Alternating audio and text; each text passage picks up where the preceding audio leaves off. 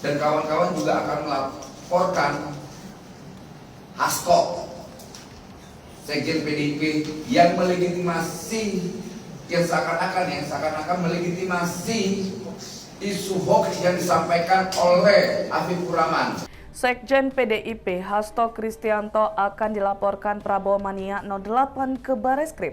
Usai ikut mengomentari hoaks terkait Prabowo Subianto menampar Wamentan Harfiq Hasnul Kolbi di sebuah rapat kabinet.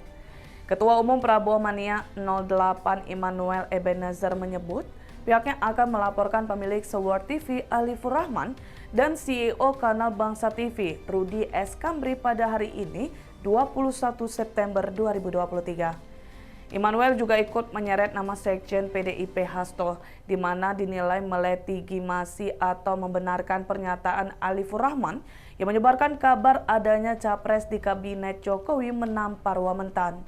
Lebih lanjut, ia mengatakan berencana membuka pintu maaf terhadap para pelaku penyebar hoaks. Sementara Sekjen PDIP Hasto menegaskan terkait isu Prabowo menampar Wamentan itu seperti perumpamaan asap dan api pasti ada sebab akibatnya.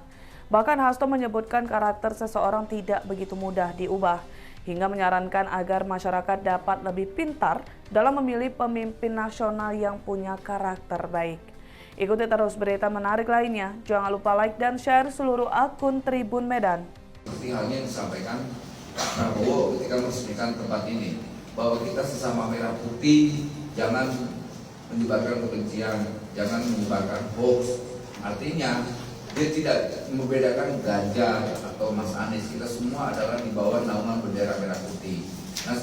Nah dengan kejadian hari ini merusak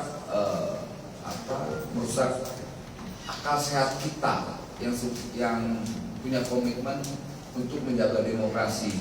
Jadi dengan tidak hadirnya Rudi S. Kambri, maka proses hukum kita lanjutkan. Dan sudah ada pasal yang sudah kita siapkan, Undang-Undang Pidana Republik Indonesia Nomor 1 Tahun 1946 tentang Peraturan Hukum Pidana. Ini pasal 14. Ini ayatnya akan saya bacakan, tapi kalau kawan-kawan mau nih saya bacakan. Pasal 14 1. Barang siapa dengan menyiarkan berita atau pemberitahuan bohong dengan sengaja menerbitkan keonaran di kalangan rakyat, dihukum dengan hukuman penjara setinggi-tingginya 10 tahun. Setinggi-tingginya 10 tahun. Kemudian yang kedua, barang siapa menyiarkan suatu berita atau mengeluarkan pemberitahuan yang dapat menerbitkan keonaran di kalangan rakyat, sedangkan ia patut dapat menyangka bahwa berita atau pemberitaan itu adalah bohong, dihukum dengan penjara setinggi-tingginya 3 tahun. Dan lanjut lagi pasal 15-nya, barang siapa menyiarkan atau kabar yang tidak pasti atau kabar yang berlebihan atau yang tidak lengkap, sedangkan dia mengerti setidaknya patut dapat menduga bahwa kabar demikian akan atau sudah dapat menerbitkan keonaran di kalangan rakyat, dihukum dengan hukuman penjara setinggi-tingginya 2 tahun. Jadi ada 3 pasal, dan semua tiga pasal ini tindak pidananya varian, ada yang 2 tahun, ada yang 3 tahun, ada yang 10 tahun. Nah, kemungkinan kita akan memakai pasal berlapis. Nah, dari Rudi Kambri, kemudian Afifur Rahman, dan kawan-kawan juga akan melaporkan Hasto, Sekjen PDIP yang melegitimasi, yang seakan-akan melegitimasi isu hoax yang disampaikan oleh Afifur Rahman.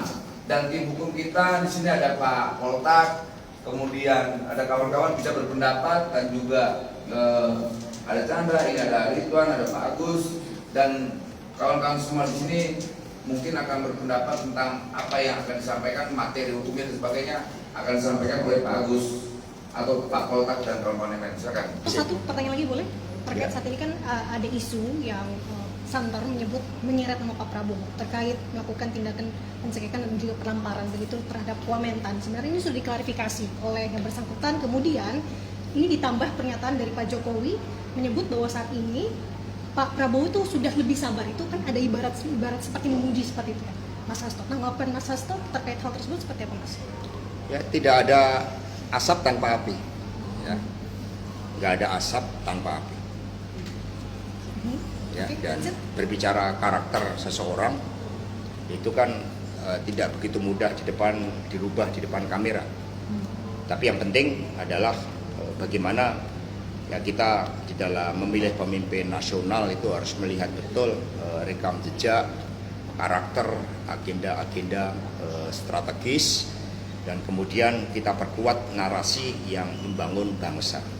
Tapi ketika ada berbagai berita-berita, ya itu sekali lagi tidak bisa dari perumpamaan tidak ada asap tanpa api. Terima kasih. Terima kasih Mas Hasto.